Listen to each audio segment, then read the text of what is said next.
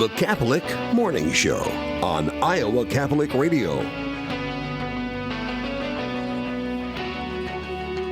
Another plea for volunteers for our Iowa Catholic Radio golf outing coming up next week. Shotgun start at 9 a.m., but we do need some help getting set up in the morning out at Beaver Creek Golf Course. And if you are somebody who can spend part or all of the day with us, we'd love to have you join us.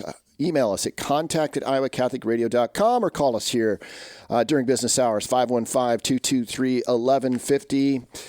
If you love me, you will keep my commandments. We hear from Jesus in John 14, verse 15, and here to talk to us about the Sixth Commandment, continuing our conversation with Ed Van Buskirk. Good morning, Ed. Good morning. And how are you doing? It's a beautiful morning here in central Iowa. You report to us out of remind me, the Kansas City area, if I'm not yeah, that's mistaken. right, down in Kansas City. It sounds a little wet up there in Iowa. We've had a beautiful week. We have here too, and we're going to talk about how we can remain, in spite of the external conditions, how we can make sure that our internal state, it remains fruitful and beautiful as we use the commandments to analyze and look at our own lives. And this Sixth Commandment, thou shalt not, or you shall not commit adultery. Last week we talked a lot about human dignity, and this commandment also speaks to the human dignity, but even maybe more importantly, our own human dignity in many ways. So how does this this commandment impact our own human dignity? Yeah, it really ties into what we talked about last week. Last week we talked about you shall not kill, the gift of life. And here we're talking about you shall not commit adultery, and how these are tied together, so closely related. The gift of life is given through our bodies. And adultery degrades us in our soul and our humanity, and degrades our body to something to be just self-serving instead of life-giving.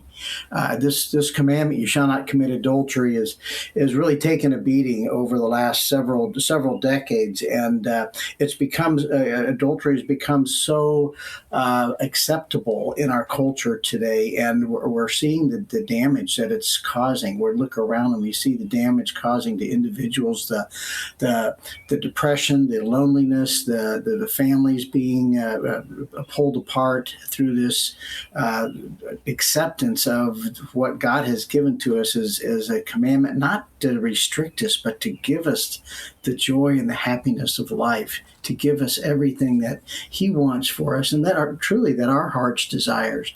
But we've fallen victim as a culture and to Satan's deception of this is what's going to give us happiness, but it's so far from what truly gives us happiness. Well, and Jesus makes it very clear in the scriptures as he talks about this particular commandment that adultery is not just about the married person. It is for the single person as well. As you mentioned, culture has desecrated what God has created as sacred, and that is our bodies, and to be co-creators with Him in life. Talk a little bit about where we have gone over these last decades in desecrating what God has made sacred. Yeah, I think it kind of gets summed up in St. John Paul II's statement in his Theology of the Body, where he says it's not that we've made too much of sex, it's rather that we've made too little of sex. We've pulled it down and wadded it up like a piece of trash and thrown it into the bin, something that's glorious and wonderful. We need to lift up the glory of our bodies. We need to lift it up and hold it as sacred and precious, like we would hold up and lift up something that is just prized and precious. You think of a Stradivarius violin. I mean, I don't know how many millions of dollars they sell for these days, but people think of a Stradivarius as being, and they're in awe of it, this wonderful instrument.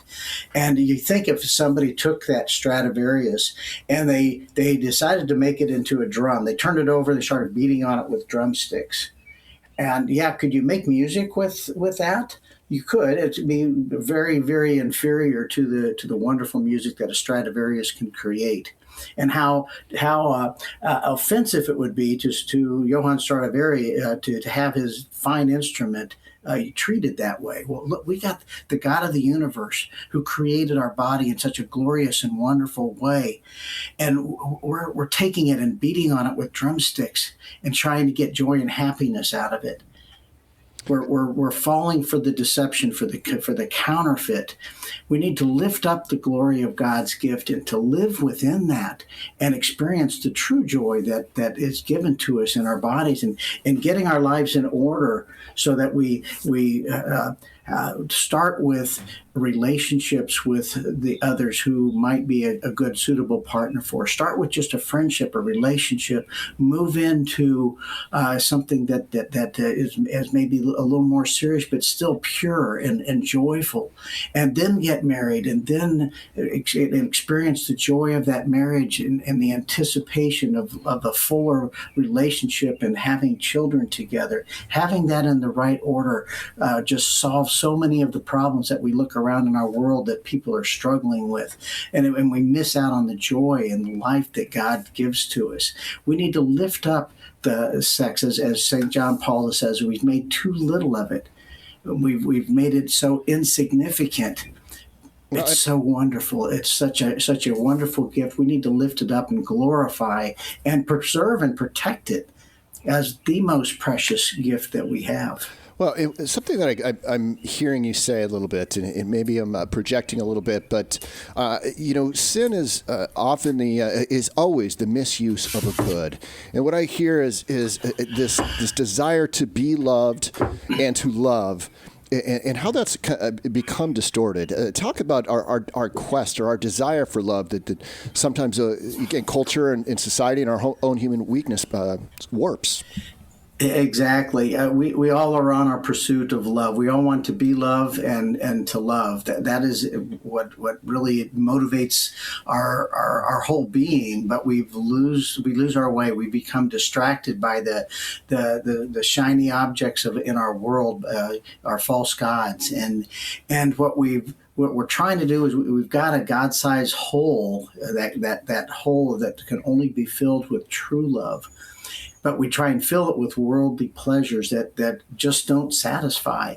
And instead of fulfilling that hole with the joy of God and the authentic love of a wife or husband, we've fallen victim to the counterfeits, and we've taken what God has created as holy and sacred and life-giving, and we've made it as something that's ugly and dirty and self-serving. It's just the opposite of being that person that is loving God with all our heart, soul, and mind, and loving our neighbor as ourselves.